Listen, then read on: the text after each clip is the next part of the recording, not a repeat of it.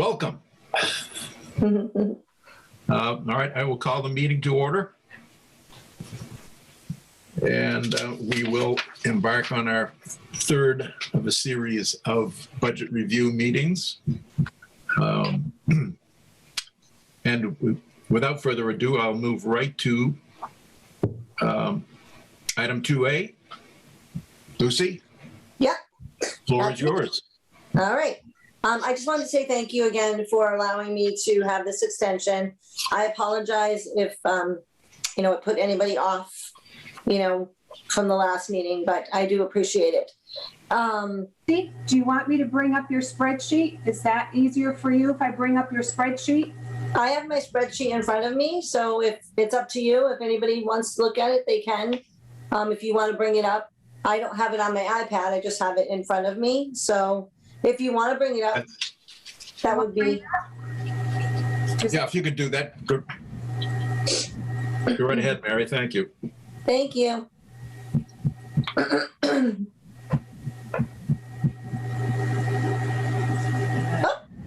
That. There we go. Oh, that's so sweet. Okay. All right. This is the latest one that I have. Yes, I believe so. Yeah.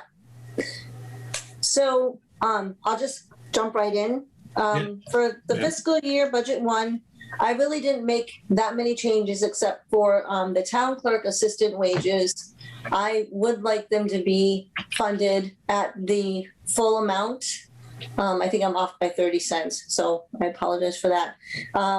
Because the 2021 budget was reduced by, the 2021 budget was $11,648.33 because I had an assistant for a little while. She was only part-time in my office, 12 hours a week. The other hours she was working in the assessor's office.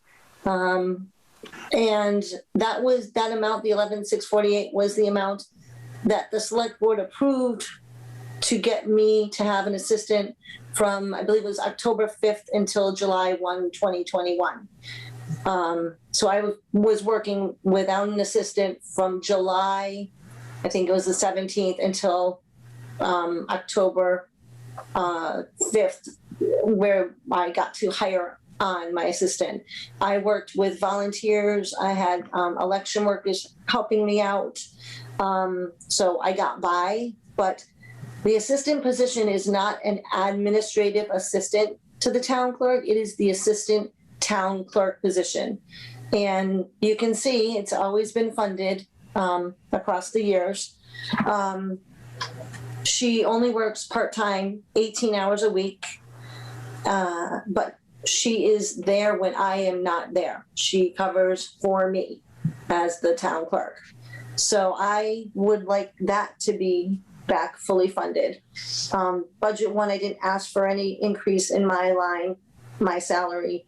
The town clerk expenses, I asked it to be at $1,500 again. I'm not sure why there was the usage. So 2019 and 2020 and 2021 budget, I think those are wrong because if you look at 2012, 2013, 2014, 2015, 2016, 2017, that's the amount that was used in my office. And then 2018 was $585, 2019 was $1,000.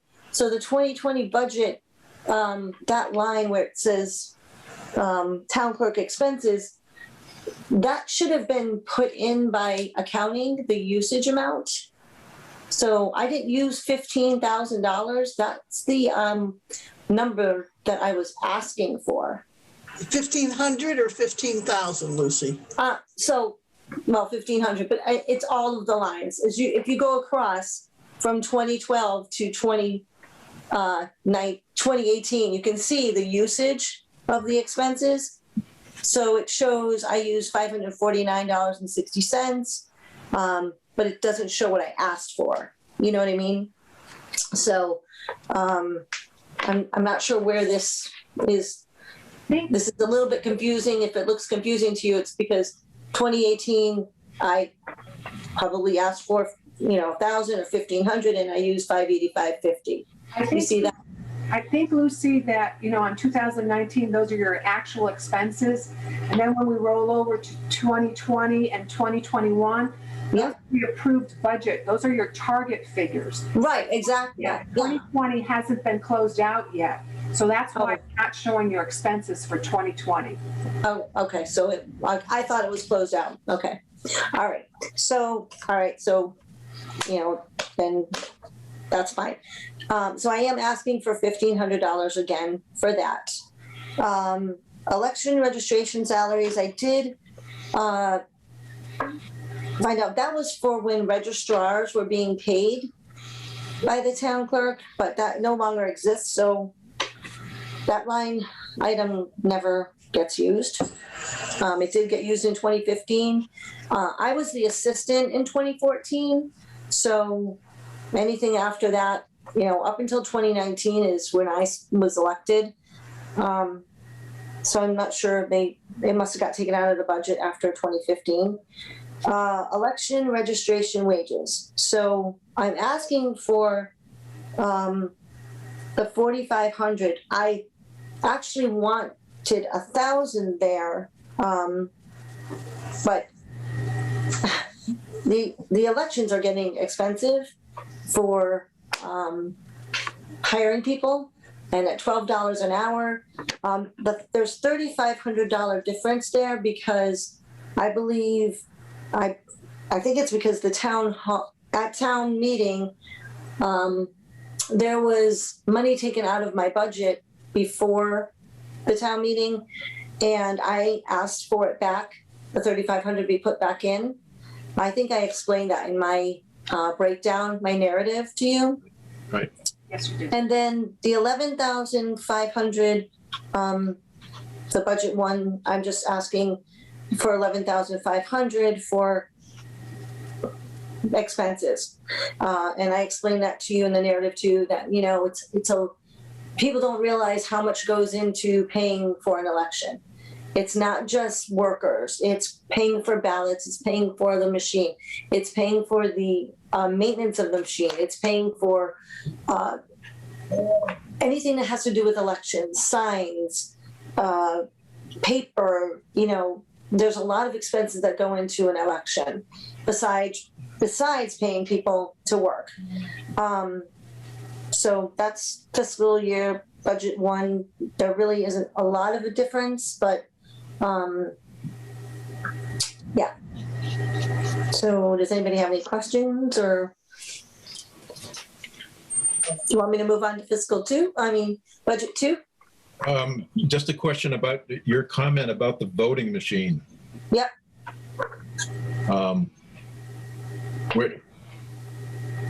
This has been an ongoing issue? So the voting machine in 2017, I believe, it did have an issue during an election. And I talked to the manufacturer, and he says that, it's fine, it works, but if it ever breaks for good, they're going to have to find parts for it because they don't make the machine anymore. We are one of the few municipalities that have this machine. Most of the municipalities have, I can't remember the name of it, but it's a newer machine. They have poll pads where, we don't have to have a voters list. They, check into a poll pad. So, and that's why in the budget number 2, I have that number raised up. But yes, it's been an ongoing request. I went to the Capital Improvement Committee years ago and was told, let's put it on the back burner and we'll revisit it. And it didn't get revisited. I did get quotes, and I can bring up quotes again if I need to. But I really think that it's time to, get a machine. And, the company that comes out and does maintenance, their price just went up in January of 2020. because of the pandemic. So it's another $50. It was $250 and now it's $300 for them to come out and just, we have to pay for the coding of the memory cards that go in the machine that do all the counting. And, the ballot printing, we have to pay for that. So, yeah. Could I ask Lucy if you would consider submitting to the Capital Improvement Committee again for that item? I absolutely would, and I will get three quotes. There aren't that many companies that make these machines, but, I'll do what I can to get quotes, but I would love to submit it to the Capitol. I would, absolutely, yes. Does the Capital Committee have a dollar threshold on items to be submitted? Is there a $5,000? I believe it was 5,000, but can someone else, I don't know, Francine, can you answer that? Or? Yeah, I believe it's 5,000, so you just me meet the too. threshold. Right, that you have to get, if it's over 5,000, you have to get quotes, correct? Is that, or do you have to get quotes for anything under 5,000 as well? I don't have the answer to that. Yeah. I just know that they consider items 5,000 and above. Right, I'm in agreement with that, yes. So anything under 5,000 doesn't get through the door for the Capital Improvement Committee. Is that right? I'm not sure. Comes an expense item? I think what they would probably do is bundle it if they have another smaller project like they did with Forest School.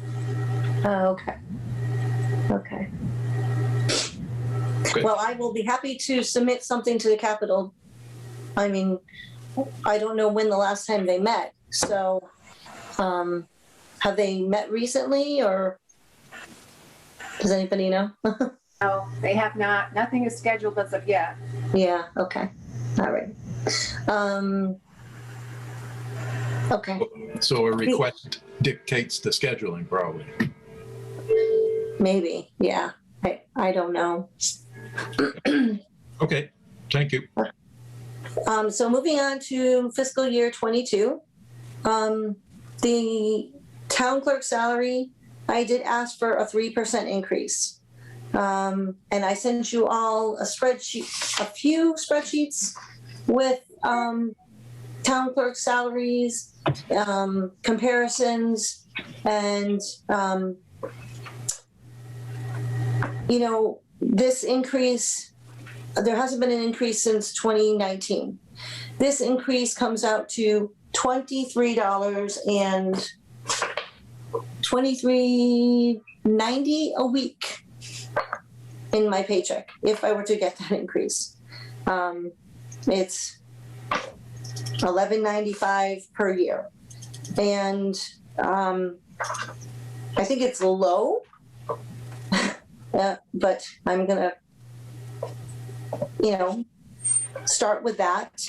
I think that I should be, comparable with some other town clerks that have the population that we have. But this is what I'm asking for right now. The same thing with the assistant town clerk. I just want her to be brought up to being funded fully, because she will be for fiscal year 22, a full year as the assistant.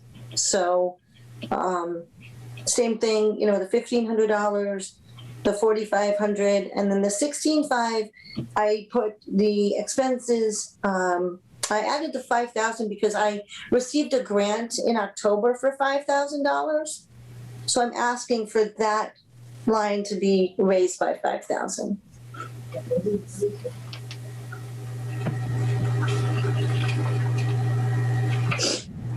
And that's pretty much it.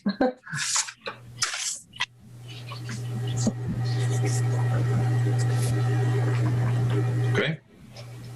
Lucy, could I just ask, was the grant through the CARES Act? No, it was through an election process. Okay, Ed had applied for it as the town administrator, and He filled out the paperwork. I had gotten the link and he had filled it out for us. Good. And most of the municipalities were offered this grant. And a lot of, it was over $1 million they gave out. And some municipalities got 5,800. I think the minimum they could give was 5,000. So, but.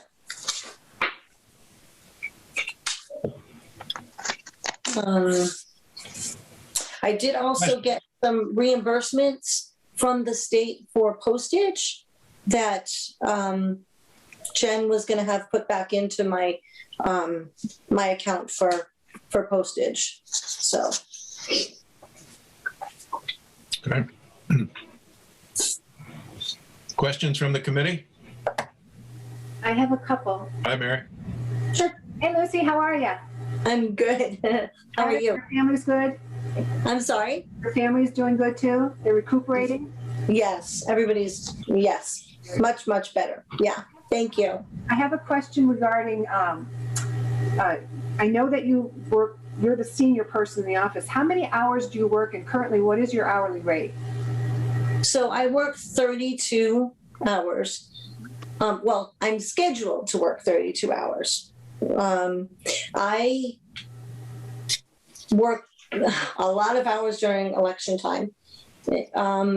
From July 1st of 2020 until November 4th, I probably worked 7 days a week at 12 hours a day.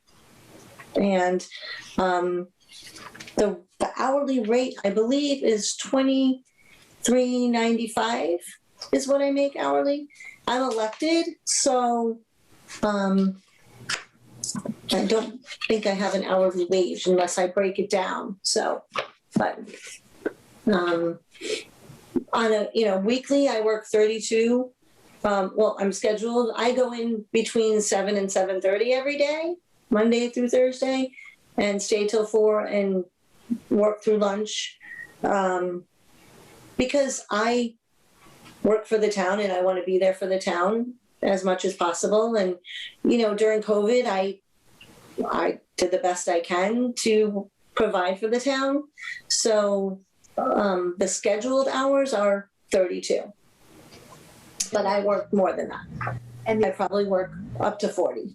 And the assistant town clerk, you had mentioned 18 hours a week. Yes, Hourly sure. rate for that individual is? $16.30. And then the other question I have, it's in regards to the election registration wages, the $4,500, which is a continuation from last fiscal year. Mm-hmm. Mm-hmm. Last fiscal year was a presidential election year, so you had lots of primaries and elections, etc. Yes. So 2022, how Yeah. many elections are scheduled? So for 2022, we will have the normal election, the local election. We will have the annual town meeting. We will have the state election for the governors. That state election, November, I think it's the 6th. And any elections that the state, if there's a special election coming through, then we have to jump on it. This year we were not thrown at us, but we had an election on March 3rd, and then we had a special election for a seat that was vacated that we had to, cover for. We had our local election. We had the state the state election, and then we had the general election in November. So we had 5 elections. We had 2 special town meetings and an annual town meeting. And, if the select board wants to call a special town meeting, they can call it. So I don't know how many meetings we will have next year. And as far as elections scheduled, we only have two so far. So, but with that comes the ballots and and I just got word today that the state did approve mail-in voting. So we're going to have to start covering for postage for that. So, We haven't had that in the past?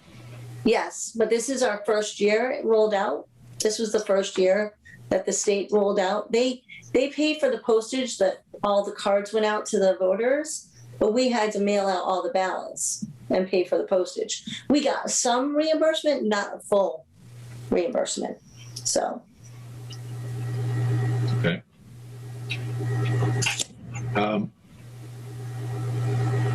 In regard to that question on the hours, Yeah. I just wanted to make sure, did I hear you say that the assistant is never in the office when you are? oh yeah, she is. She's All right, so she covers for you when you're out, but she's also there when you're there. yes, so she is there from 8:30 to 12:30. Okay, And she is very flexible. So if, we have some situation where we can work it out, she will cover 12 to 4, as long as she gets 4.5, 4.5. okay. I guess the other thing on the salary, and this is for, I guess, my own clarification, or maybe for others as well. My understanding, that's not the purview of the finance committee. Salaries. So have you made requests to, I guess it has to go through the PQB and the select board, correct? Mm-hmm. Before it gets to us. Mm-hmm. So have you pursued that? Or are you No. just making a request to us? I have not made the request to the PPB board. I have been thinking about having the job rescored, if that's possible, because it is an elected position. Lucy, So, yeah. because you're an elected position, your salary increase has to be done through the budget process, through town meeting. It won't go to personnel. Okay. Thank you. You're welcome. I'm sorry, say that again? Because she's an elected official and the same as mine, any salary changes has to be done through the budget process and/or through town meeting. So it does have to come to us then? Yes. Yes, all elected officials' salaries have to be set by town meeting, and they have to be set before the tax rate is set. So and the tax rate has been set for 22? No. For 22-21, yes. All right, no. Sorry. The salary can change at the May town meeting. Okay. All right, so if an elected official is looking for a raise, what's the first step? I would think we would have to put an article on the warrant, or we So would have to. Go ahead, Jen. Sorry, I actually have information from back when Donna went for the salary increase Okay. back in fiscal year 17, and she had referred to town council, and they said any salary change needs to be in the budget request. So she changed her request from 2% to the 58. So she was asking for 58,000. And then it would have to be approved at town meeting as part of the budget. So she went to finance and asked for the increase. The finance recommended it to be put on as a town article on the warrant for town meeting. So between finance and select board, they put it on the warrant, yes. Okay. Yeah, I have an email from her to FinCom. Okay. So finance would have to make the recommendation to increase the town clerk's salary with approval by the select board. Wow, Correct. you learn something every day. Francine, are you there, Francine? Yes, I am. Yes. Are you aware of that this doesn't go to the PQB? And don't you think that would be the normal process? Well, I think there are differences for positions that are elected, and they report essentially to the voters. They don't report to the select board or the finance committee. They report to the voters. So it gets approved by finance in terms of the numbers, and the select board, I'm sure, based on the same thing. But ultimately, the voters at town meeting approve the increase, because that's the reporting structure in the town. Am I right, Ed? Yes, you are. Wow. Elected officials actually don't fall under the personnel policy. Sometimes I wish we did, but we don't. I understand. Yeah. My thought was that all salary, anything regarding salary went to the personnel board. I would have assumed. But now that puts a totally different burden on us to go. You and others have provided surveys that now is incumbent upon us to be able to go through and digest all of these surveys, and then, say, and make a determination as to where you belong. This puts, I'm sorry, this puts an immense responsibility to the committee. Well, but the other thing is, once you see the full budget, then you understand what you can and can't, what you're able to do under the usual scenario. And then you have to consider alternatives like a 2.5 override in order to meet these other obligations. And that could be a recommendation from you as well. But ultimately, the select board doesn't even make that decision. Those decisions are made by the town. Can I just make a comment? I would not want the town to do a 2.5 override to give myself an increase. I would not want that. Okay. I'm just saying, once we put the whole budget together, right? Instances where, and it may not just be salary related, there are other expenses that have changed and needs, and that's I'm not saying that's what's going to happen. I'm saying that's a consideration. And if I can say, I would be happy to break these surveys down even more for you if you needed me to. Well, I really haven't spent an awful lot of time with them at this point. But may come to that. It just, to me, it puts a whole another burden here to get for this process, if you know what I mean. I mean, the window's tight enough as it is, and this is something I had no clue. I just thought this was a total. Somebody was looking for a salary increase, that it would legitimately be a personnel issue, which to me, unbeknownst to me, would go to personnel. But now it's a budgetary process that, I don't know.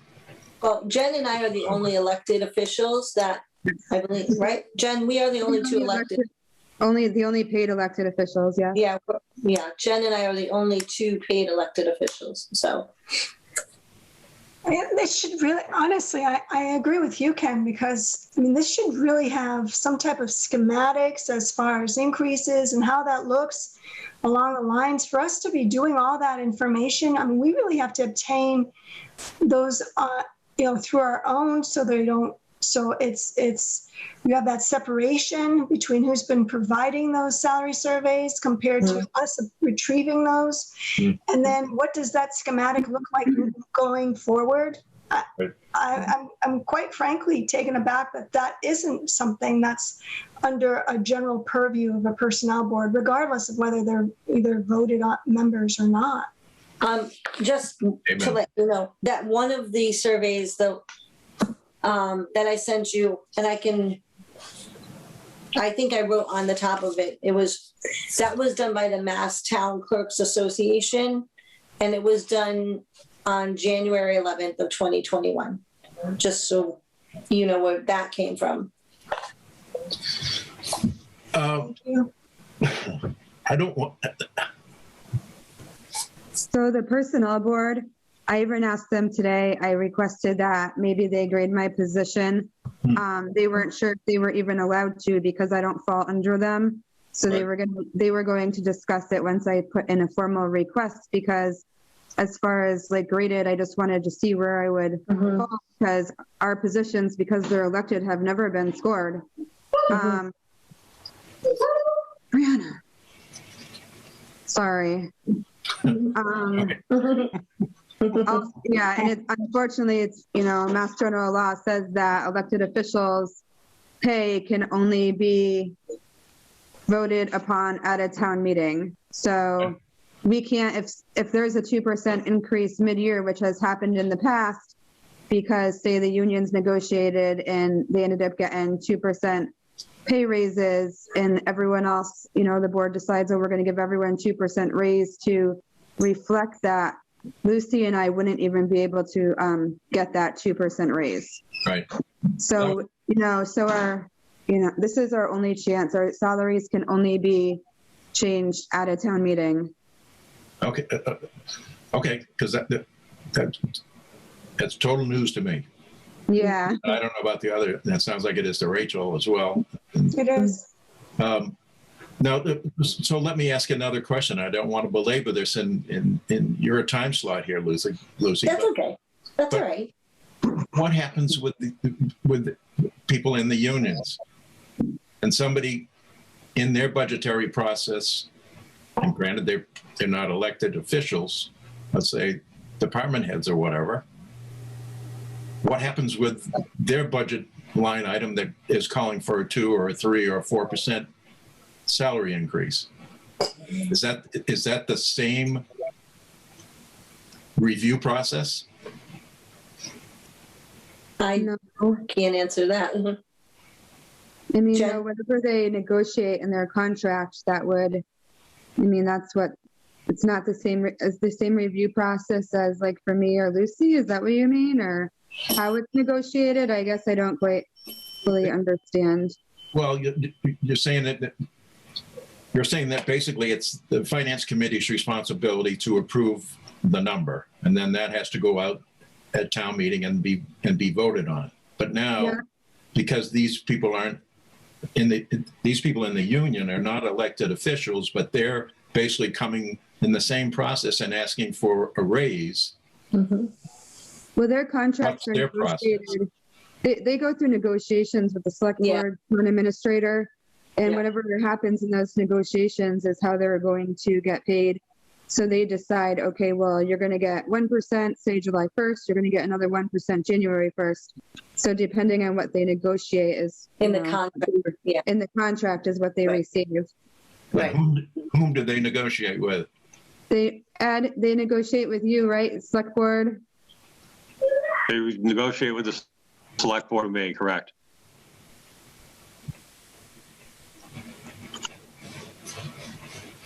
So there are individual contracts with some department heads, and then there's the collective bargaining agreement that we have with, that automatically sets the terms, for the highway department, for the police department, the schools. And for dispatch. Yeah.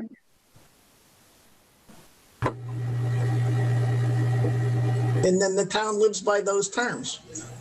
So they'll be negotiating again soon for fiscal year 22 highway and police, I believe, right, Ed? July 1st, isn't it, Mary? Yeah. All three. Correct. Yeah. So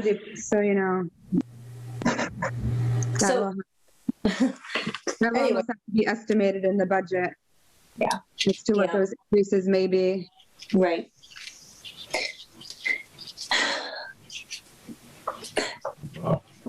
Does anybody have any other questions about my budget? Or I'm sorry, Ken, Lucy. I'm sorry, Ken, that Ready you to get got. sidetracked. I'm sorry that you got thrown a wrench in the wheel. But you learn, like you said, you learn something new every day. So, I have a final question sure. on the priorities, Lucy. Yeah. Tell us what's your 1, 2, 3 priorities? My, well, I would really like the increase, but I would really like a new machine. So I would say those two are my top two. Which one's And then which one's your number one? the number one would be my increase. And the second machine? Nope, that would be my increase in pay. But since that has to go to town meeting, I would say then the machine would be my top number one. And then making sure that my assistant's line item is funded for a year. And the election expenses is put back to 16.5.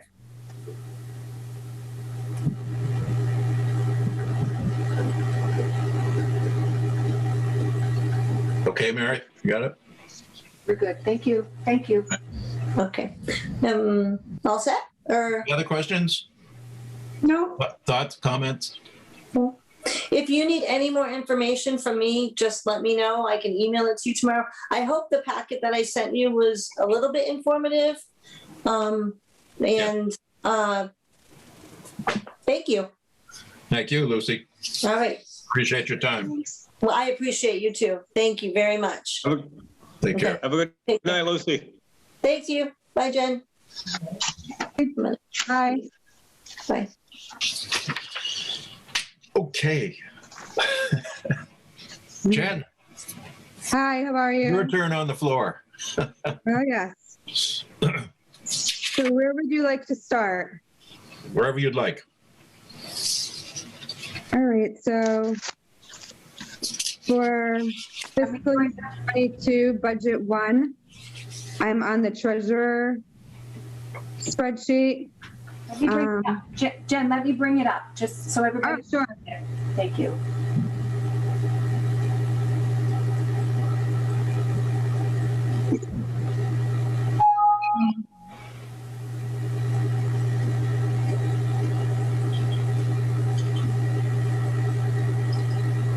Okay, here we go.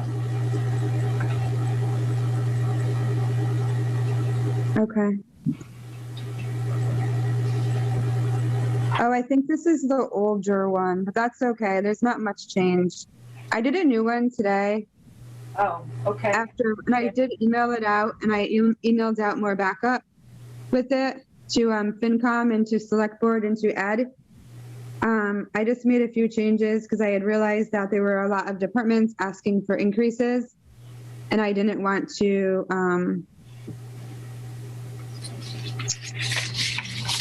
I wanted to properly calculate the increase I had put in. So that did change a little, and I added increases for my assistants.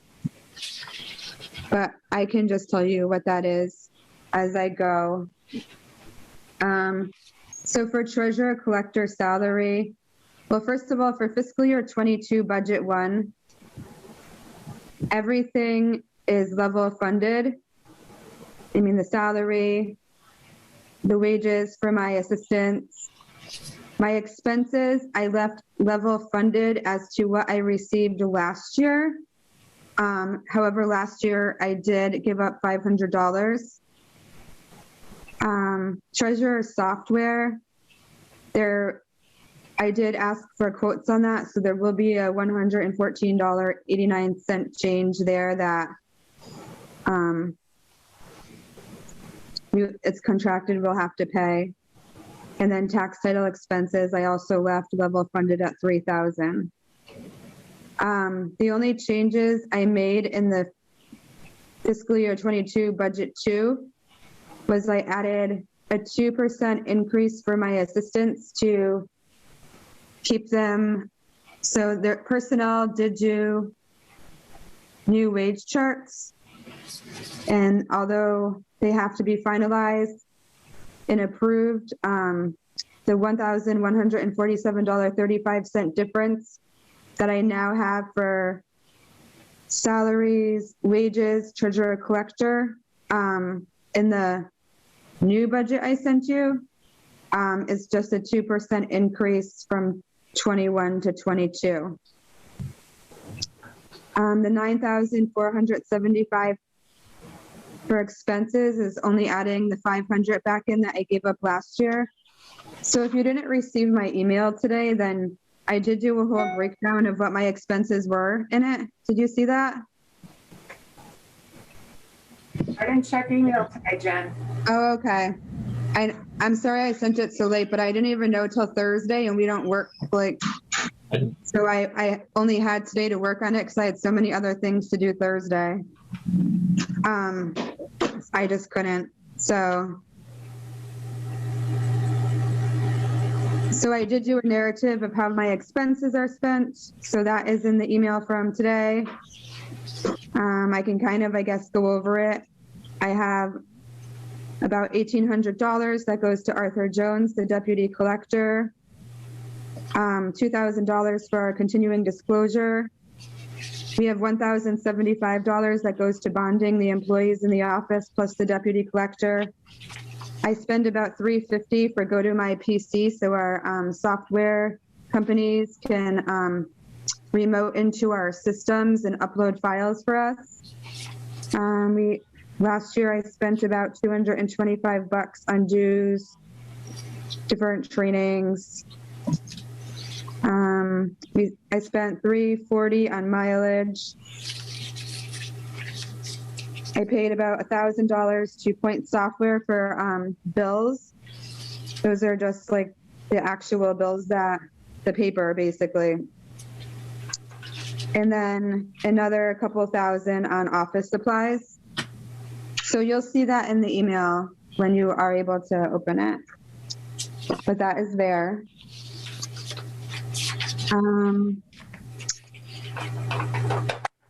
I did ask for a substantial increase in my salary. And I know on the spreadsheet you have, it says 55,672.64. I changed that to 59,080.25 in the new spreadsheet I sent. I basically took what was approved at town meeting for the prior treasurer collector and added 2% for each following year. She had done salary surveys, which I also had attached to the email I sent today. So there were 2 salary surveys. These surveys were back from 2017. And still, for instance, let's see, the town of Lee, which is really similar to Southampton in size, the salary was $58,000 in 2017 for the treasurer collector. The town of Hatfield, they have a population of a bit over 3,000. The treasurer collector was 2 different elected positions, and in total she was making $73,000 a year. And there's all different towns like on those surveys that you'll see. And that's why Donna received a pay raise. And that's why it was voted at town meeting, because she proved that the position should indeed receive a higher compensation. So they reduced that when I was elected in at town meeting based off, I guess, saying that, maybe I didn't have the experience. I mean, I did have quite a bit of experience even starting, but I mean, whatever the reason was, it was reduced. So I'm basically just asking for that money to be put back into the budget, and then 2% for each year after, because I am a Massachusetts certified collector. I have a bachelor's degree. I have over 7 years of experience in municipal finance, and I think I deserve to be paid accordingly. So that was that. Any questions there? No. Any questions, folks? Jen, how many hours are you designated to work during a week? Is it in a weekly basis? So because I'm elected, I don't really have designated hours. I mean, I guess typically you could say that, I would work the hours that the treasurer collector office is open. So it would be 62 hours biweekly. But, honestly, I find myself all the time, I'm entering receipts at home. I'll spend like 4 or 5 hours in an evening entering receipts. So I would say that, there's times that maybe I work those 32 hours, but there's times when I work more than that also. Jen, could I ask, do you know on the salary survey, the comparisons, were those 40-hour-a-week positions? So Francine, I don't know if you probably haven't seen the email yet either, but They're all broken out. it does tell you in the survey, Yeah. it tells you how many hours they're for. So right. I have one right here. Hold on. Yeah. I should have asked this of Lucy also. There was one too that actually, and it's old, it's from 16, but it's still like, Yeah. it actually has the tax collector in there, treasurer, town clerk, accountant, assessors. So it's interesting because it shows different towns.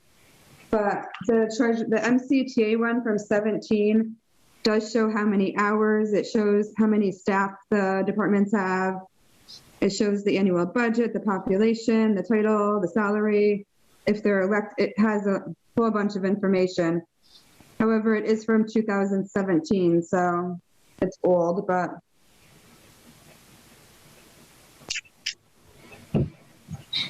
yeah, but it is in the email. I know I saw the email. Thank you. I got it too, only I was on the road today, most of the day, and I didn't get a chance to spend any time with it. It was at the end of more towards, I know. It was about 3 o'clock, I think, when I came in. Yeah. Yeah. Let's see. So I guess if there's no questions there, we can move on to the employee benefits. Before you move on, Jen, I just want to just clarify, there are 2 other individuals in your office, correct? Yes. So the assistant treasurer collector, does that have a set hours that that person works every week and an hourly rate? Yep. So she works 62 hours biweekly. Her hourly rate right now is $18.99. And then I have an admin clerk who works 60 hours biweekly, and her hourly rate is $16.95. Thank you. You're welcome.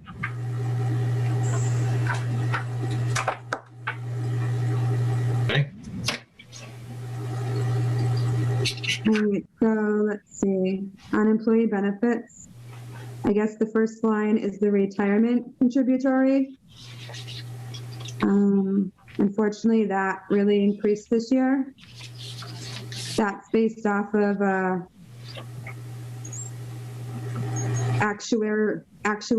on one second. We do an aggregate salary report in October, and they take that report and I guess the report of all other municipalities, and they end up coming up with a figure, a percentage of what each municipality will owe. I'm gonna find it.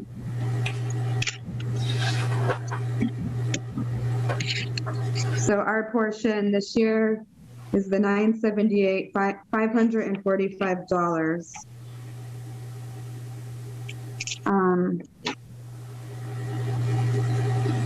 Do you have any questions on that? Jen, are you stating that someone outside of Southampton does the bargaining for the medical, and is that done outside of Southampton and we're just told what our? For the retirement contribution from Hampshire County Retirement, yes, we are just told what we owe. Okay. But they do base it off a report of the aggregate salaries of the employees for the prior year. So we had any increases of employee wages basically are an increase to that contribution. Adding any new employees, So, And Jen, can I ask, does overtime factor into that retirement contribution as well? Is that part of the calculation? no. Okay.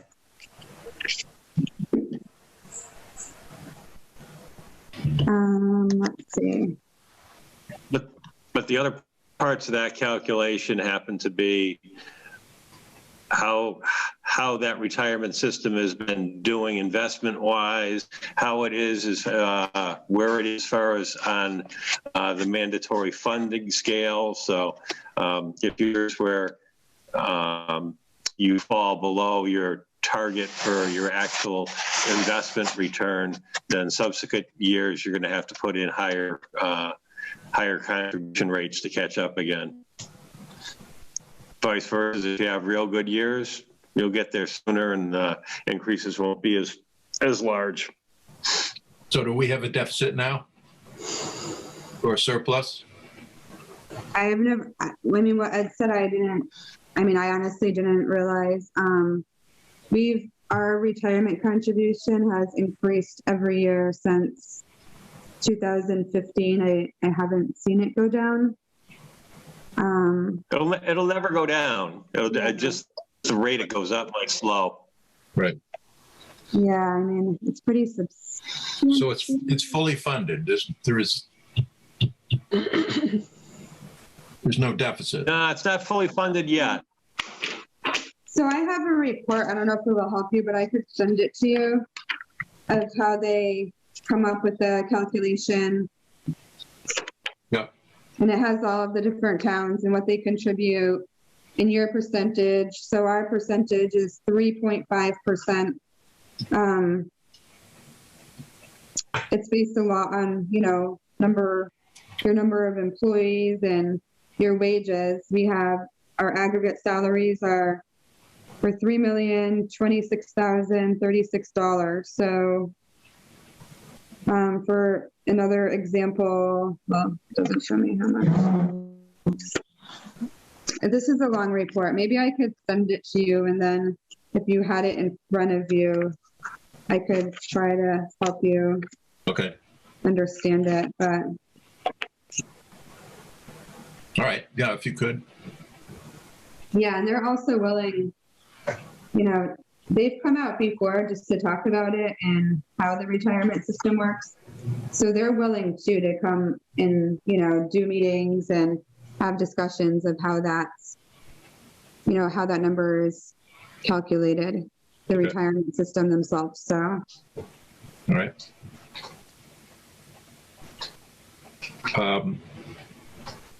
I'll just jump in here. How about the Medicare increase? So Medicare is another item that is based off of wages. Yep.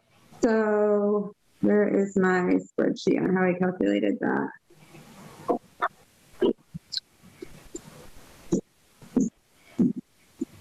So basically,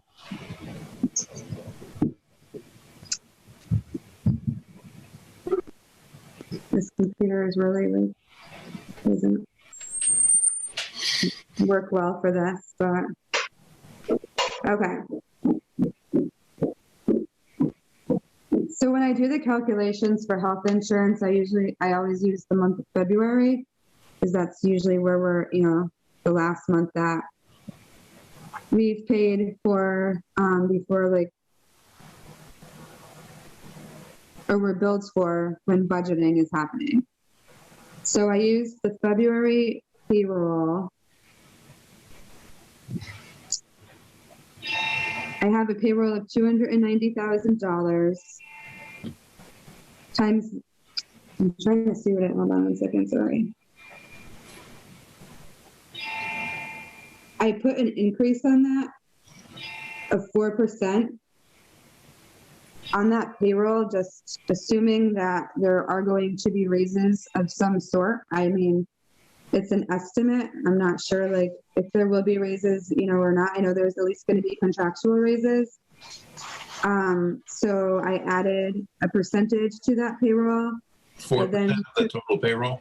Yeah. And then I took that $295,800 I times it by 0.0145, which is the Medicare rate. Yep. To get a total of the 428910 times the 26 payrolls is a 111,516.60. And Medicare is another thing that, it's based off wages. So Right. as wages increase, it will increase every year. All right. But in theory, though, our wages have not increased. It's the 4% that's doing this, right? I mean, our wages really have increased because last year, the unions negotiated raises in their contracts. So highway, police, dispatch, some department heads, and especially school, there's a lot of raises in there. So they have increased. Okay. Okay, general insurance? General insurance General insurance and workers' comp are mine, so you'll have to wait till the next meeting. Or you can grill me now if you want. So those are yours, okay. Those are Ed's. All right, we'll wait till it's due. I don't mind, ever. Okay, So the health insurance, group health insurance, those all went down because the group insurance trust did vote to give a 2% decrease to all the health insurance plans starting July 1st, 2022. The group health also includes dental. There's only one dental plan that is partially paid for by the town, and that also decreased 9%. So those numbers did go down a bit. so that's contributory coverage? The employees pay a portion? Yes, the employees pay, well, for the active employees, they pay 30% and the town pays 70%. And for retired, it's 50-50. Okay.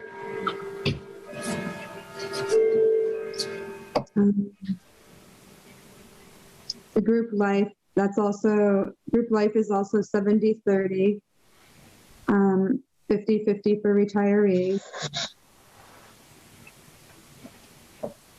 Okay. OPEB, I estimated 22 at 3,300, which is what we had to pay this year with our new company for a full valuation. So I'm hoping that, it stays the same or similar. I don't have an actual 22 quote from them yet.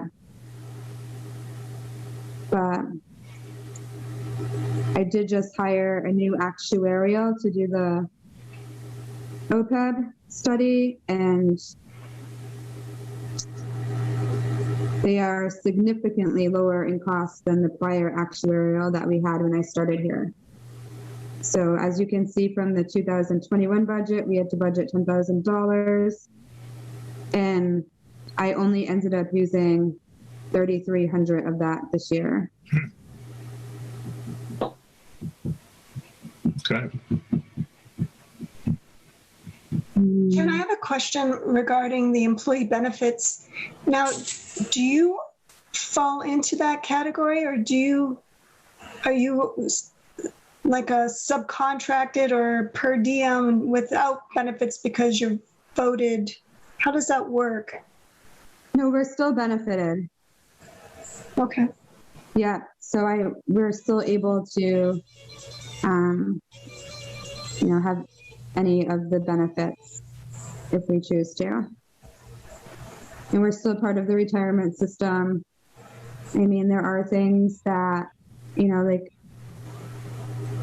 like if we leave, say we are not elected back in, we don't fall under UI wages, so we're not able to collect unemployment. So that's one thing, if someone else runs and gets in, basically we're done and there's no more pay, there's no unemployment. So there's that. we don't have actual like vacation time or sick or, so, you know, when we leave, there's no like paying out for vacation time. There's nothing there. And our salaries always have to be voted at town meeting. So, I mean, there's bonuses. There's pros and cons definitely to being elected. Thank you. Yep. Okay. Anything else, Jen, before I go out to questions? I don't think so, no. Okay. Committee, any questions? No. Nope. Is that you, Mary? Because I can't see you. No questions. No questions, okay. All right, so, All right, so I know that, so, you know, when you do receive my email, if you have any questions on that and any of the backup information I supplied, you can contact me either by email or call my office, whatever, you know, works is fine. okay. Okay, Thank you. guess we're good. Thank you, Jen. Thank you. Appreciate it. Thank you. Take care. You too. Have a good night, Jen. You too, Ed. Thanks.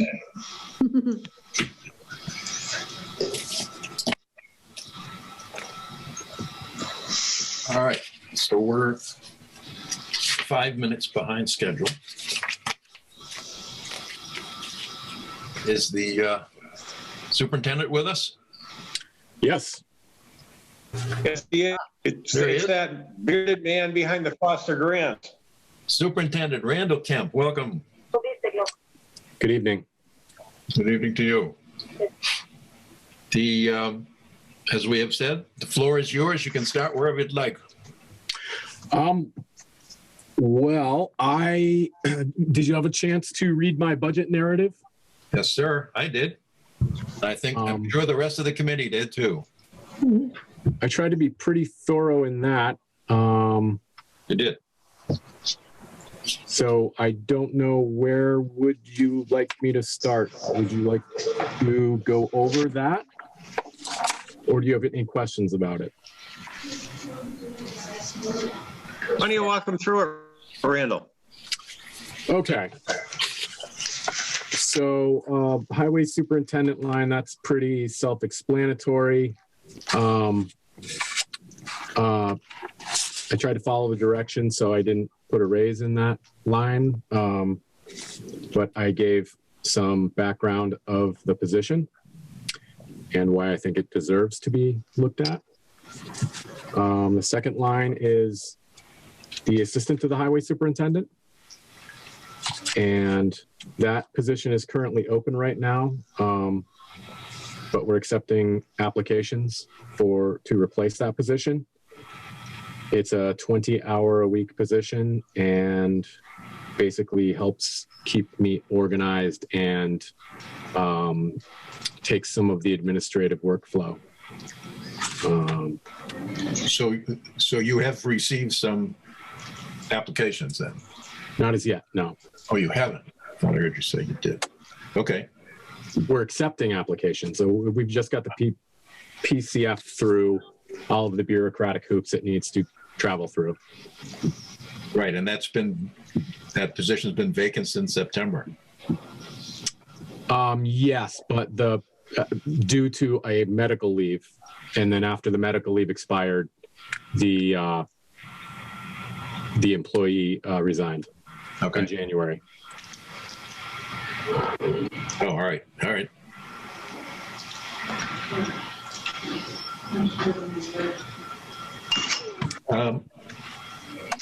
And then just to let you know is that's 20 hours per week through the highway department. There are additional hours for that position that are funded through the Transfer Station Enterprise Fund. Transfer Station and the Water Department also. Negative. No, not the Tom water. Gahn, the water superintendent, has decided to go his own way with that. Okay. So it's just highway and transfer station. Very good. For a total of 20 hours, Randall, or is it more hours? No, it's 20 hours through the highway department. And I budgeted, well, see, there's a lot of moving parts. There was some discussion about how much the position was going to pay. And I think that's been resolved. I was told it was reclassified. But I want to make sure of that. I think it's safe to say there's 5 hours per week budgeted for transfer station duties, but that's in a different budget. Okay. I just had a question in your second paragraph there. Negotiated a raise in the executive session that never got funded. Correct. Could you explain?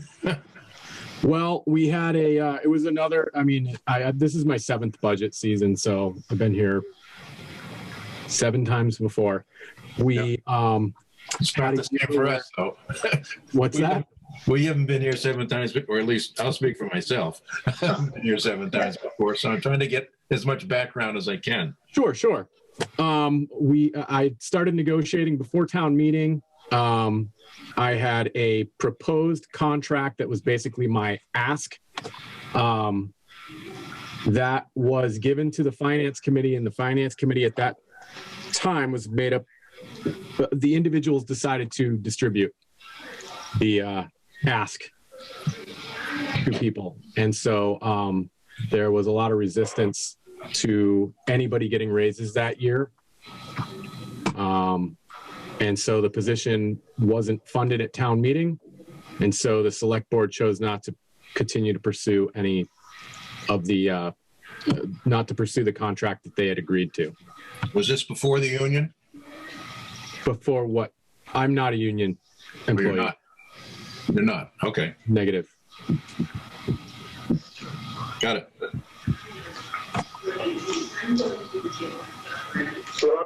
And I'm one of the, no, I guess I'm not one of the few department heads without a contract, but I am a department head without a contract. Okay. So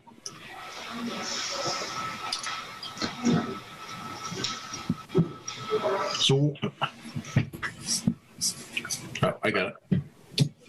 I'm good. All right. All right. Move on. That's fine. Next one is the general highway line. This is basically, am I allowed to share screens? Is that complicated to do? See that? Do you see it already on your screen? You don't I see? do. So if I have a spreadsheet up and I hit share screen, Well, do you see a spreadsheet? Does anybody see a Got one up spreadsheet? now. Yeah, I see excuse me it. 1 second. I've just got to take this quickly. I have an employee out clearing a tree. Yes, Dave, are you all set? Mary, I think you have to take down, you have to unshare Yeah, your you'll have to- spreadsheet.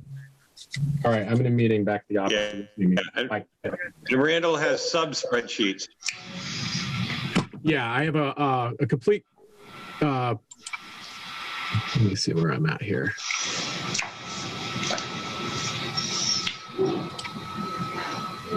This is my wage spreadsheet. Can you see that? Yes. All right, so I just calculate out, this is the contractual step scale, because even though we're going to be out of contract when the fiscal year starts, my assumption is that the step scale will remain in effect.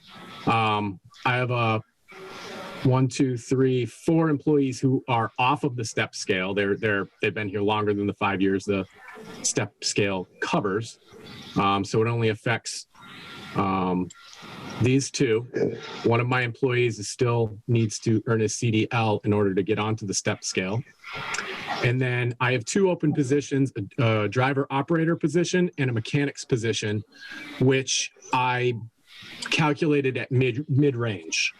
I didn't want to go too high or too low, and I figured mid-range was a safe option to calculate them at. So general wages, general highway wages covers 33 weeks. And winter roads wages covers 19 weeks of the year. We'll get back to winter roads wages and expenses as I have some thing to say about those. So I have projected 20 hours per person of overtime. For instances like tonight, I've already had 2 employees out clearing trees out of roads, and the night is still young and the wind's still blowing.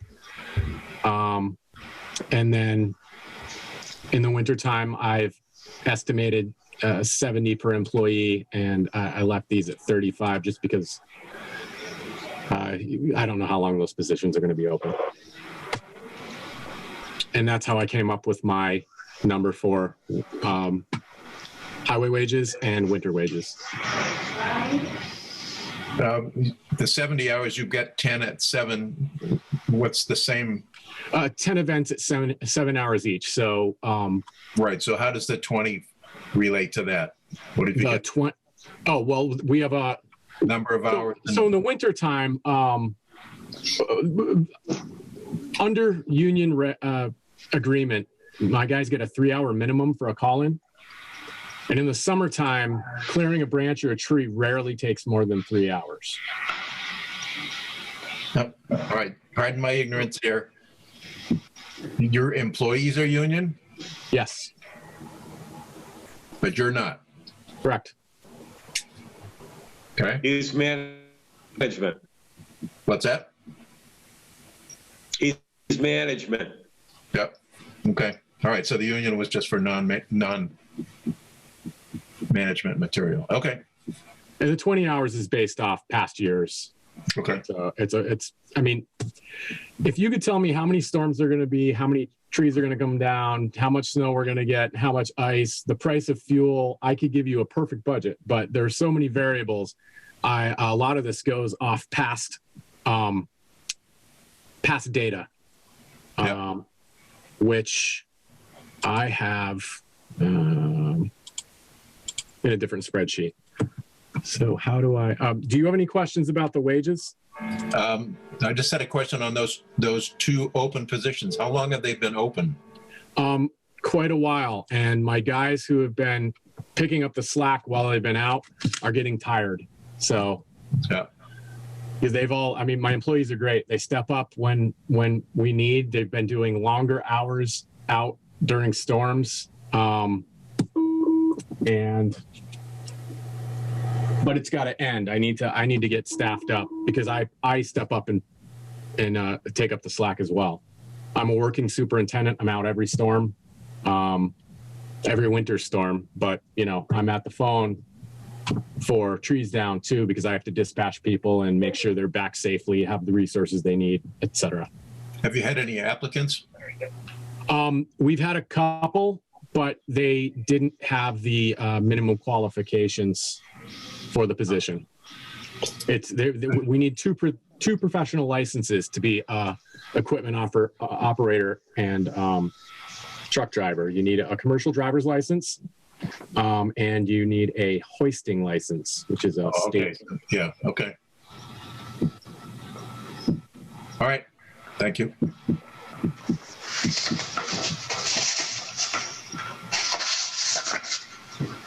Okay, I'm fine there, Randall. Okay. If anybody else has any questions? So let's move on to general highway expenses. And I'm going to see if I can switch the screen I'm sharing. I believe this is the one I want. Nope, that's not. Good night, Dave. Thank you.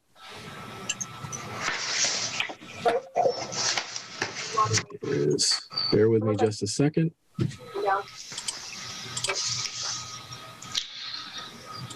Historical. All right, here we go. Share screen.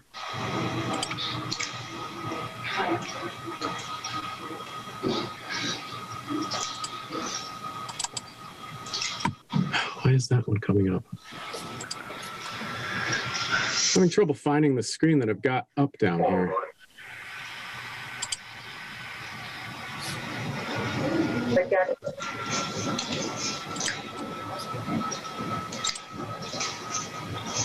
try this one more time, and then if not, I'll go on a plan B. Okay, here it is. So we'll start with general highway. I've been collecting data since FY11. I took over this position in FY14, sat down with the previous accountant to get a sense of what we spent on different things. You'll see as I went on in years, I've got more data and broken it out into more categories. But when I started, we actually only had a machinery maintenance, general highway, wages and expenses, and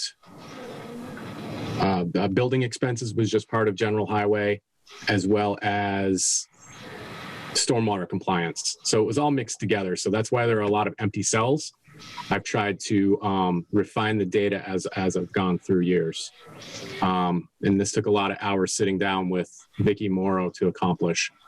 So if we want to start with general highway, I think that's the next one we're on. There's a lot of variability in a lot of the lines. Pavement preservation, the less we spend, or the more we spend on some of these other things, the less goes into your roads. It covers stuff like line painting, catch basin, and culvert repair. There's a lot of things that amount of money covers. I don't have FY20 data yet because I haven't sat down with the new accountant. She's only here a couple days a week, and she is pretty busy. So do you have any specific questions about general highway or anything that's in the narrative?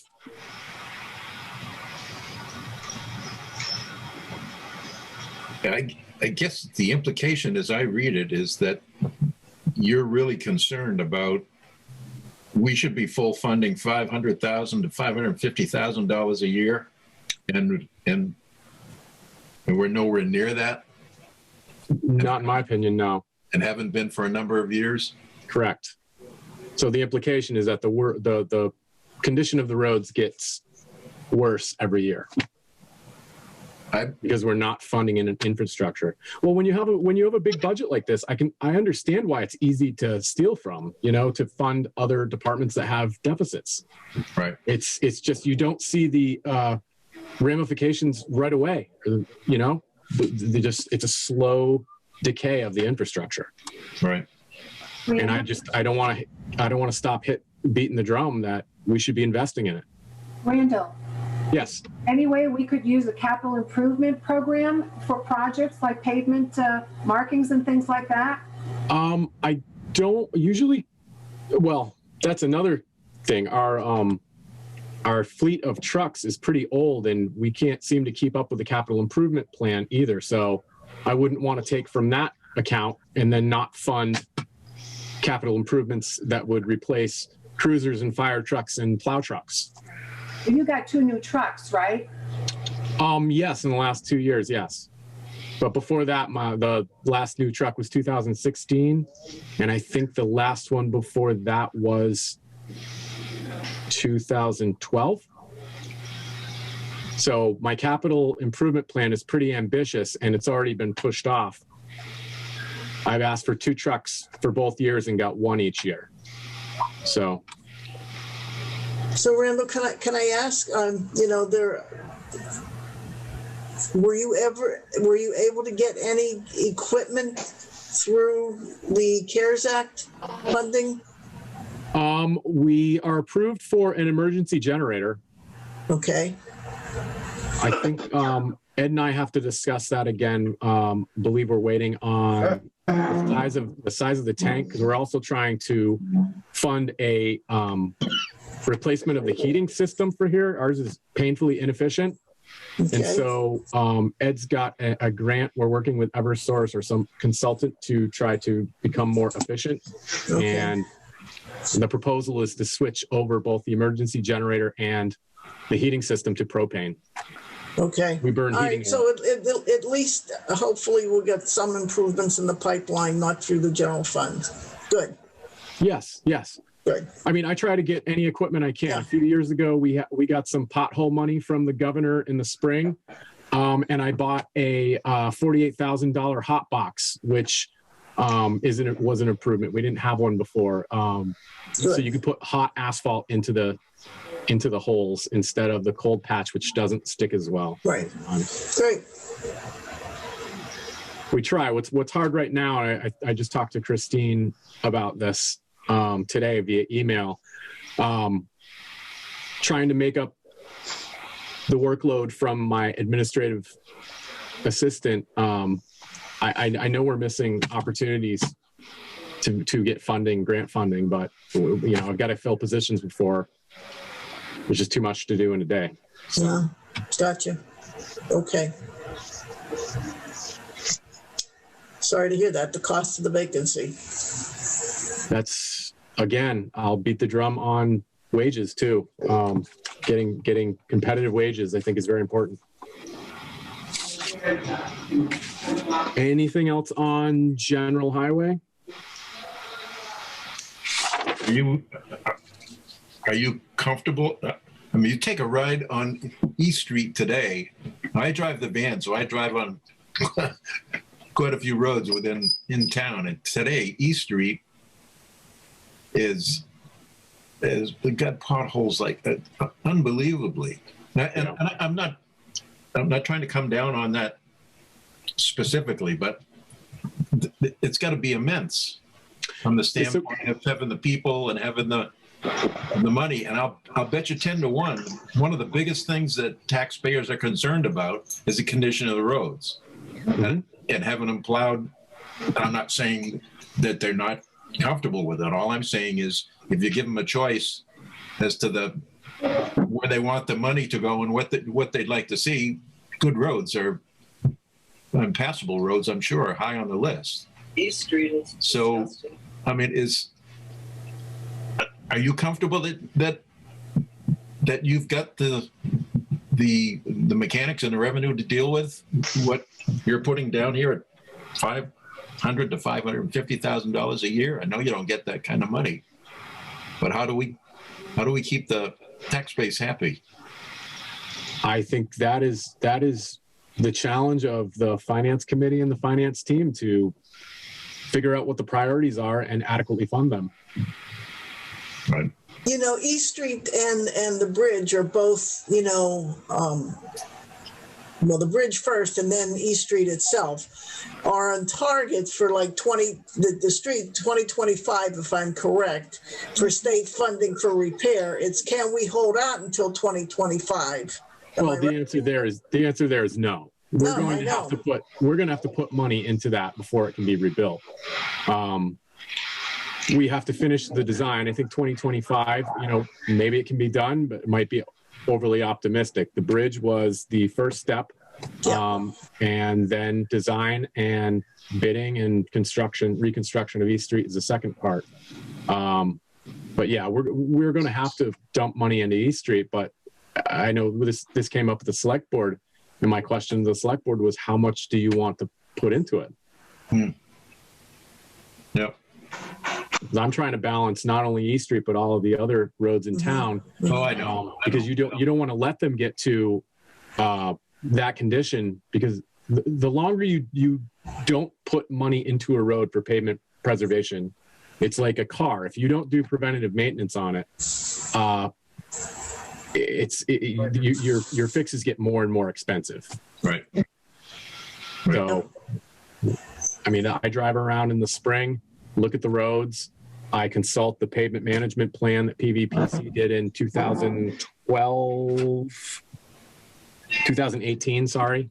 And between those two, my observation and the pavement management plan, I make a work plan for the year based on the money I get from Chapter 90 and what I think I can accomplish with what's left of general highway expenses.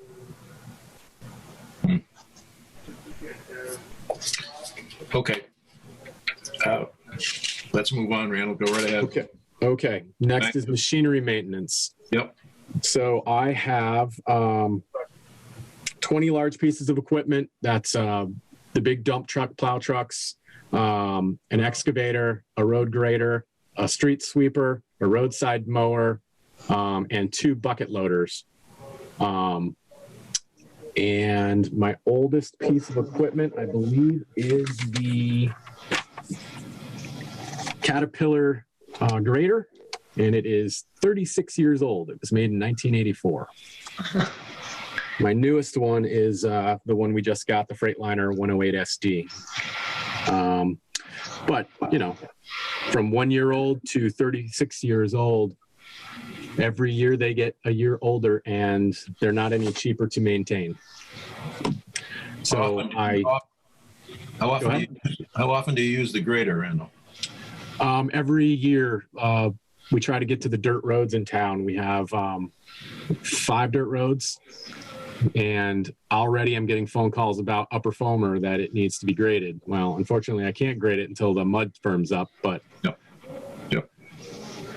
And the grader also works as an emergency snowplow. It has a wing that can be put on, and it can widen out roads when we get feet. Just about every piece of equipment other than the excavator, street sweeper, and roadside mower has a plow on it. Huh. Even our catch basin cleaner truck has a plow on it and a sander, drop-in sander. So they do double duty, and anything that's out in the salt is the price. Yep. I think, go ahead. No, I'm saying okay. Go ahead.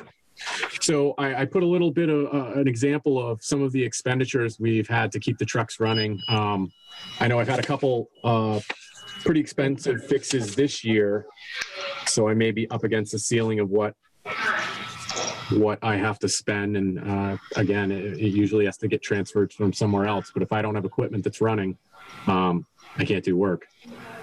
So that just gives you an example. I've asked for more every year for the last 3 years, or, you know, we're flat funded this year. So 70,610 is what I've been given.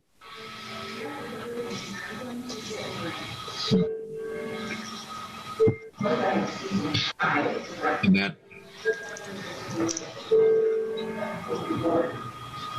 where do you think that should be? I think the 101 is high. Let's see, what did I estimate based on averages with a little bit of somewhere around 94, 950, about 95,000.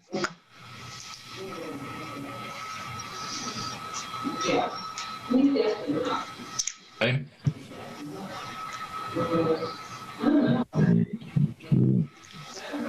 An idea what we're looking on.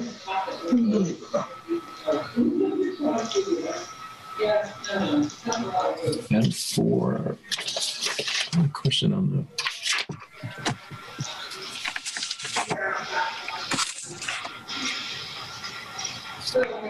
the MS4 stormwater management. I mean, it's not a big number. I'm just curious as to where it talks about. All right, I can jump in and give you a little background on that. I'm just curious as to where that 3875 came from. That's all. Okay.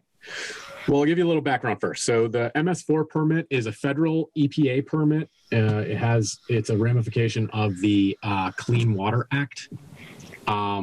And basically all of the catch basins in the urbanized areas of town, and there aren't many, but we still have to comply with this, just like Westfield and Holyoke and all of the urbanized places around us.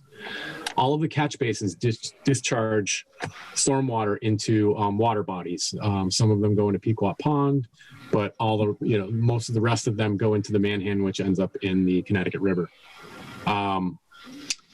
So the permit is a 10-year permit, and the newest permit that came out, I believe 2016, there was a delay in implementation. The requirements became much more onerous. We used to spend about $5,000 on compliance, and so this year we have 2 professional organizations that help with compliance. We hire Ty and Bond to do a lot of the reporting.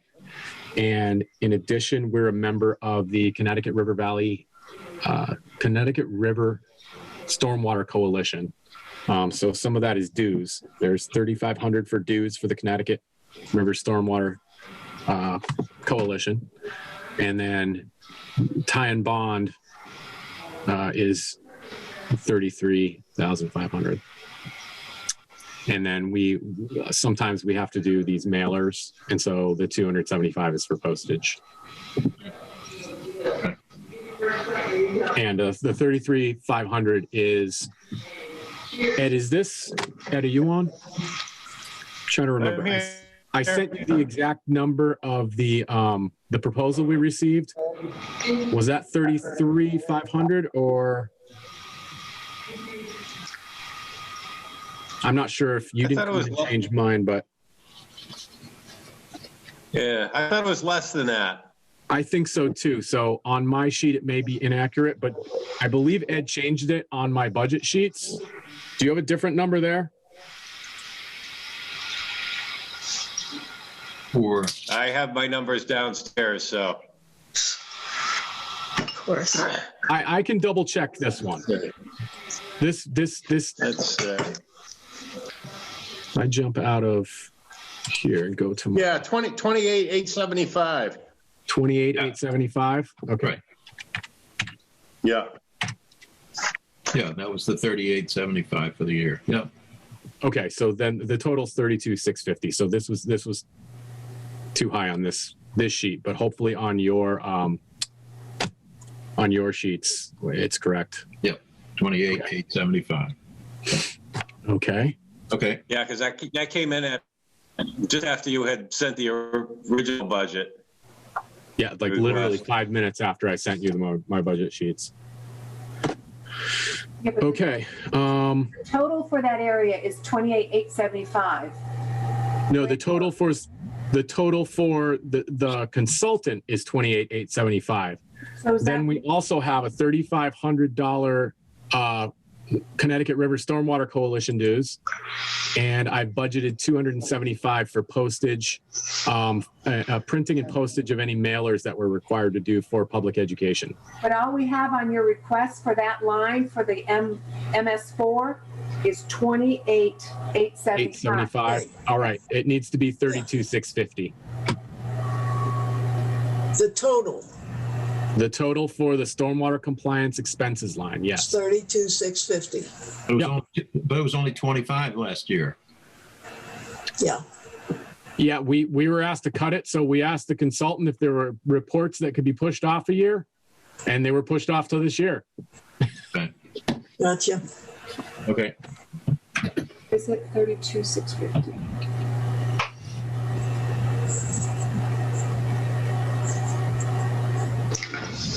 Minimum.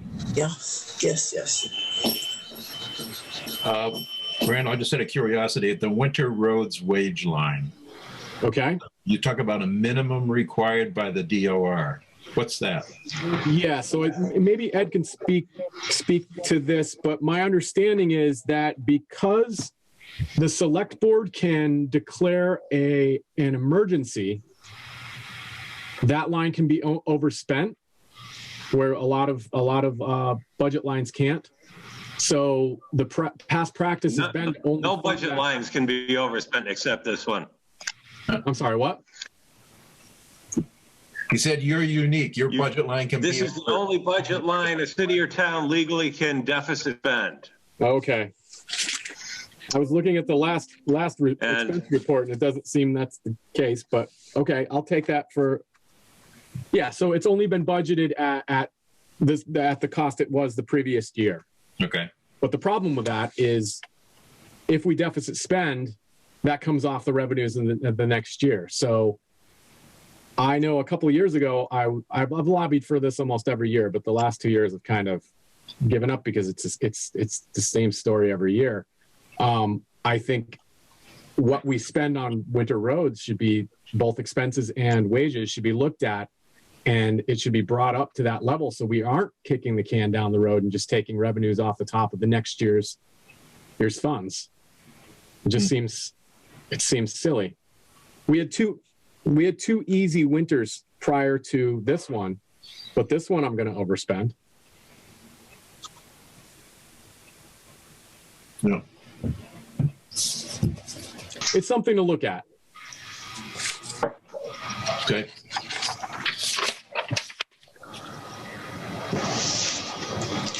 Anything else on your narrative? I don't believe so. Winter roads, yeah. Winter roads and winter wages. I can go back to the wage sheet, but basically I think it's a pretty good estimation of what we could expect for storms. I mean, if we have more, then we end up deficit spending, but I try to control costs as much as I can. Okay.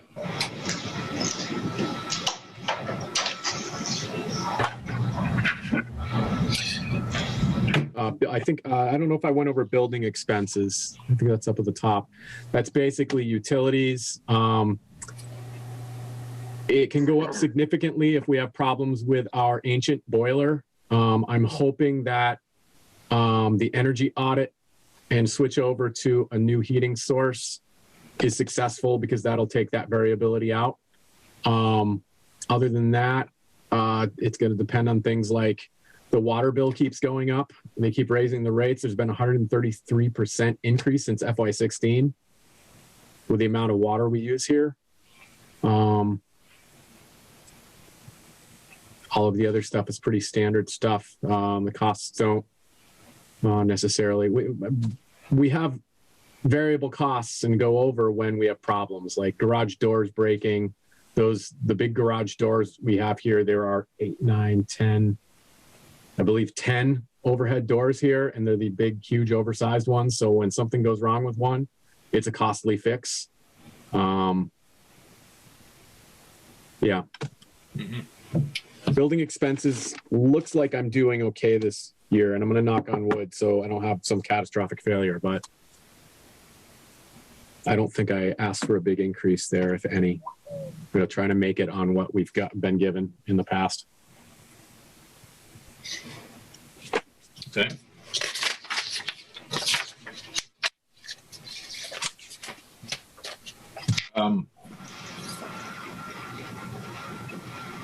I guess I would put, Mary, your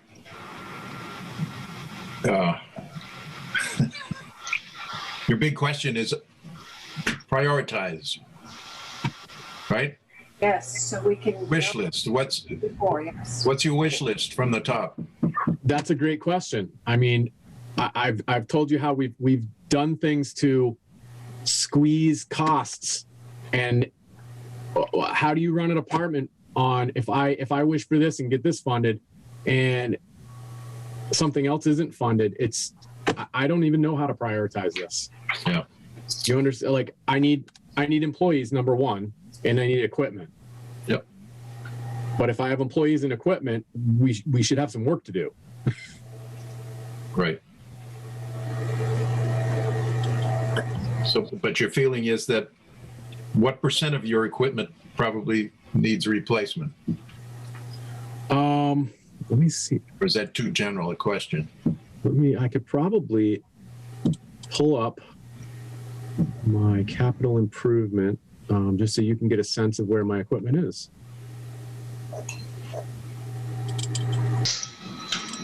Brando, can we get copies of your spreadsheets? Absolutely.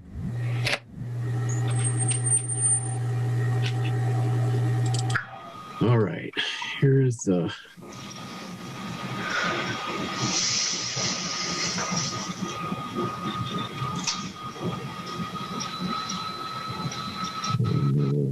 Bear with me just a second. I'm just looking for equipment age.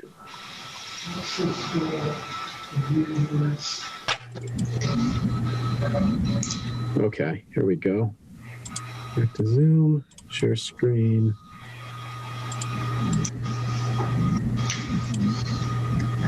All right, so here is my current equipment. It's a 1984 Caterpillar grader I mentioned, and then it goes down.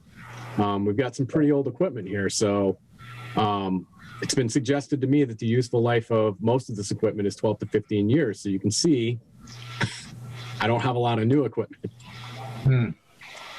A lot of it's more than 12, and I can pull up my 10-year plan that I made last year or the year before.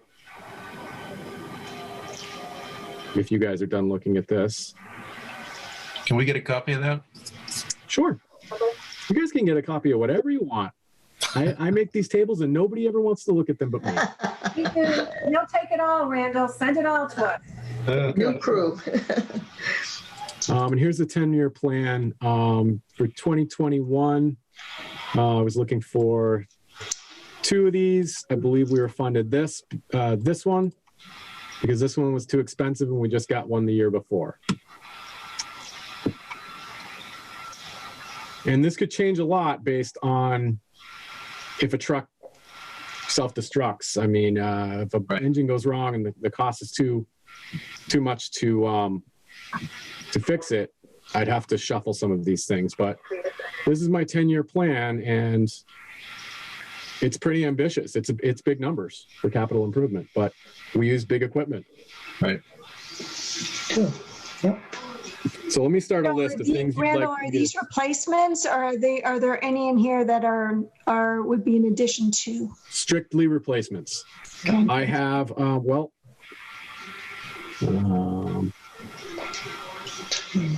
vacuum truck down here is my only new equipment because we currently subcontract out a Vector unit. And I think as our urbanized areas under jurisdiction of the MS4 continue to grow, by 2030, we're probably going to need something like this.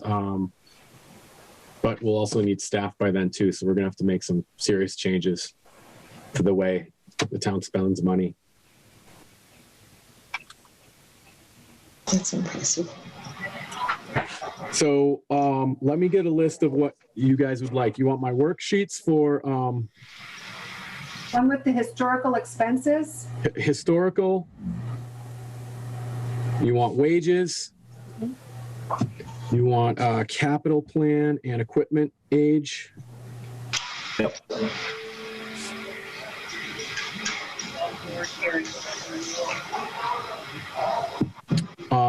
I've got those 4. Anything else you guys saw that you'd like to review? Anything that you think might be helpful All right. to you? I'm and going to try to us? pull together the expenses for the winters, but I think I've got that file somewhere, but I didn't update it for like the last 2 years, so I'll have to add some information. I'll see if I can dig that up though, Okay. what we actually spent on winter, just so you guys can get a sense. All right.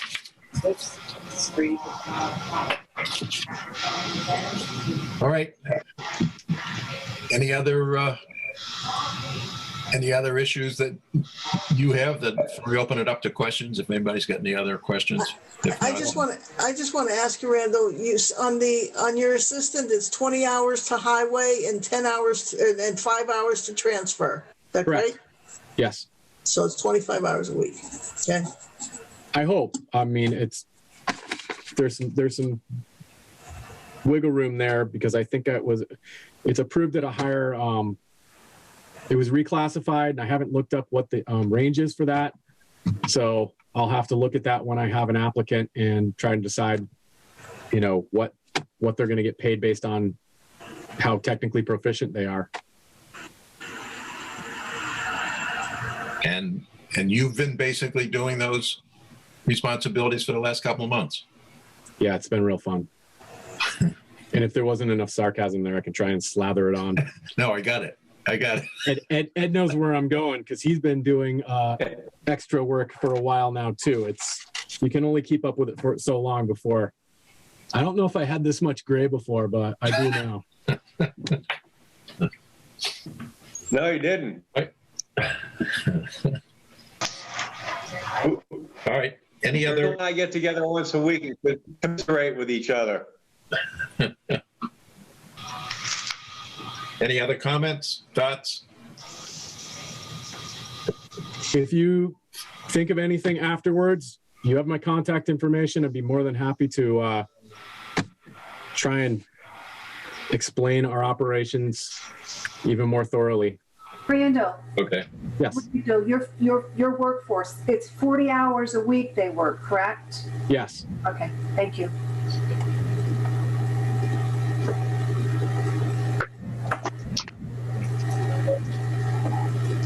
Everything, as far as negotiations with the union, do you get involved in that? Sometimes yes, sometimes no. Okay. I usually, I mean, last time was I had the least amount of input, but, it depends on the select board and the town administrator and things of that nature. Okay. Okay. I guess we are good. All right, like I said, feel free to reach out if you have any additional questions, because I usually will think of something 10 minutes after I shut off the Zoom meeting that I should have added. So you might get an email from me as well. Yep, that's fine. Okay. All right, Randall, thank you very much. Appreciate your Thank time. you for your time tonight. Stay safe. Have a good night, Randall. Take care. Thank you. Good night. Thank you very much.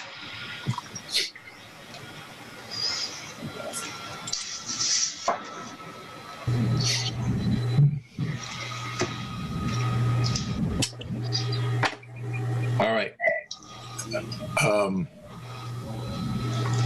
Is this whole process televised? Not televised. Well, it's recorded and it'll be on video. But is it available? Yes. Is it on Spectrum 191? No. It's not. Okay. No, I'm just curious.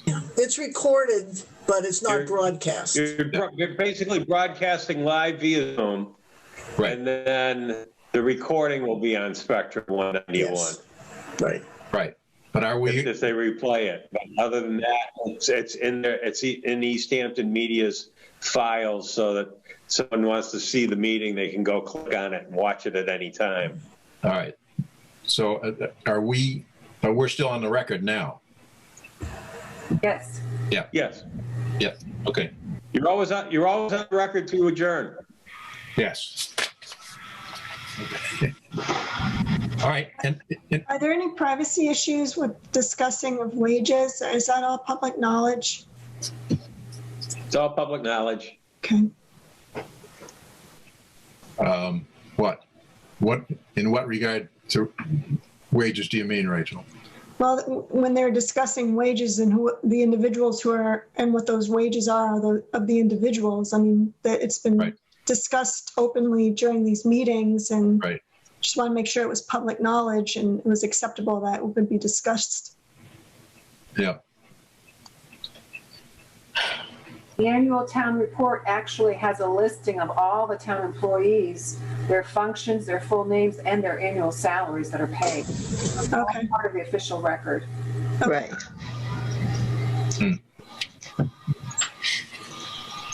Well, I learned a lot tonight about salaries. And I'm really surprised that even with the with the elected officials, that the town makes the final decision as to what their salary is. Especially when they get to partake in the benefits that all the regular employees receive. They're segregated in their salaries and how that's acquired, but not with their benefits. It makes no sense to me, to be quite honest. It's like they're a hybrid, like a hybrid subcontract or something. Right. Well, no, it's not. They work over 20 hours. Basically, the laws require them to start getting benefits when they work over 20 hours. So it has nothing to do with them being elected or not elected when it comes to benefits. Oh, well, I don't think you were saying that, were you, Rachel? We weren't talking about benefits. Well, I was yes and no.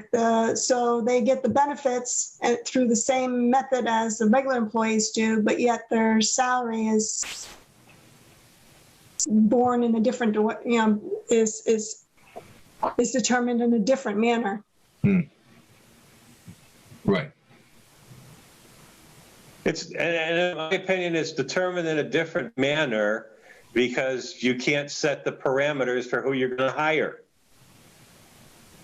You know, basically, if you took my job description and then just said, and the requirements in it, and then said this is going to be an elected rather than appointed position, there's no guarantees you're going to get even the minimum requirements out of who gets elected for that position. So that's where the difference is driven. It's almost like you have to look at the individuals that are in those positions at the time they're in the positions, and basically what do they have for experience in a like position? If they do, how many years, how many hours are they working?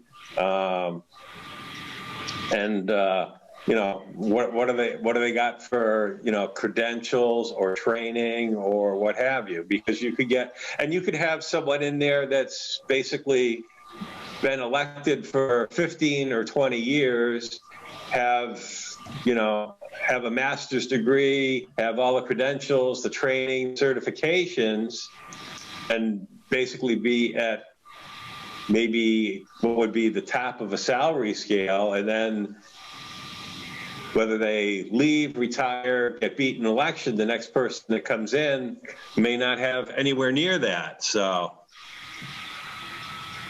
Right, but if it's coming down to townspeople, I mean, they may not be concerned about where a person sits in a survey. If they don't want to pay the money, they just vote no, regardless of the situation. The pay will be Right. with the budget, though. yeah, and at that, Separate. Right, but if for whatever reason they don't, they can pull the trigger without any concern about the numbers. You know what I mean? right, but at that point, I think they look to basically the select board and the finance committee and what they've recommended and for those elected positions for it being the right amount. And how do the rest of the town employees deal with the unionized employees getting a raise and they don't? Good question. Is that all? I mean, that's a hard part. And that's one of the things I told the select board, as one of probably my first priorities when I was asking them about theirs is, one of my first priorities this year is to take a look at those non-union employees up front and make a decision on a COLA for them, because 2 of the 3 years I've been here for budgets, those union employees, if they had a contract in place, would have gotten an increase where those non-union employees wouldn't have. So that's very important for me to look at this year. It's probably my number 1 or number 2 priorities on my list.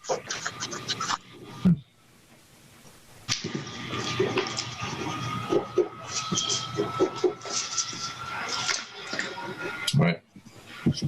One of the things that we've emphasized is that, in making the case to the voters is having them understand what not funding some of these things mean to them in terms of what services are lost, the conditions, like road conditions that we're talking about, and hopefully, appealing to that logic that they will support.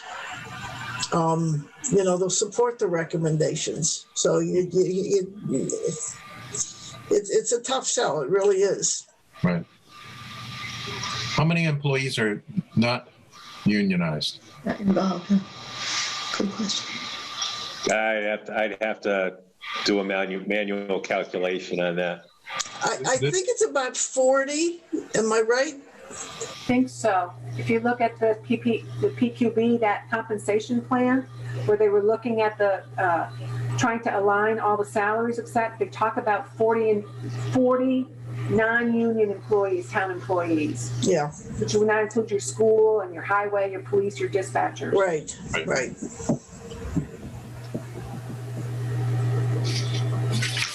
Okay. So are they, those 40 people underpaid compared to the union people? Well, they may not have got. Totally different jobs, so Right. it's not a fair comparison. But if you look at just COLAs alone, the union individuals have basically gotten 4%, 5%, while the other salaries have remained stagnant. So there is a gap. And I would assume there's some type of a morale effect also, that people are seeing, you know, so-and-so receives a pay increase and I'm still at square one. Right. Oh, absolutely. Does that come back to the PQB at all, Francine? I don't know. I mean, I'm there for the last, 3 meetings? So No, I mean in the past. in the past, Yeah. not, I mean, it goes back a number of years. Not that, I understand that it would be an issue, but I don't recall how it was addressed in the past, honestly. Okay. All right. Anything else?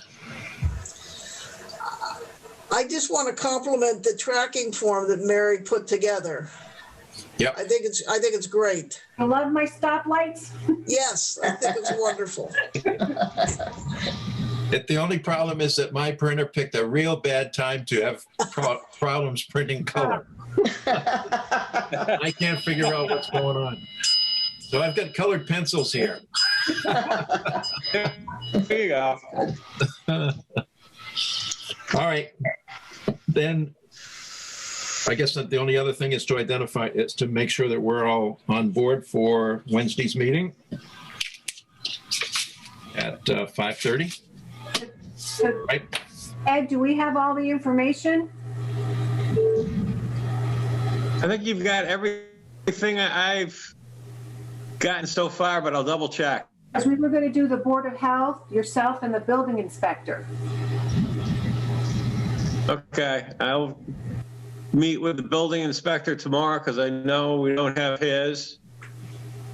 You got mine except for my narrative, so I'll see what I can do between now and then. And I sent you the Board of Health stuff today. Okay. So I'll send out those spreadsheets to everyone. I sent you a book. Yeah. Yeah, and we're also in the I process. sent you the Board of Health today. I sent you the EMD today, and I resent you Jen's just in case there was anything that happened with the email that didn't go through.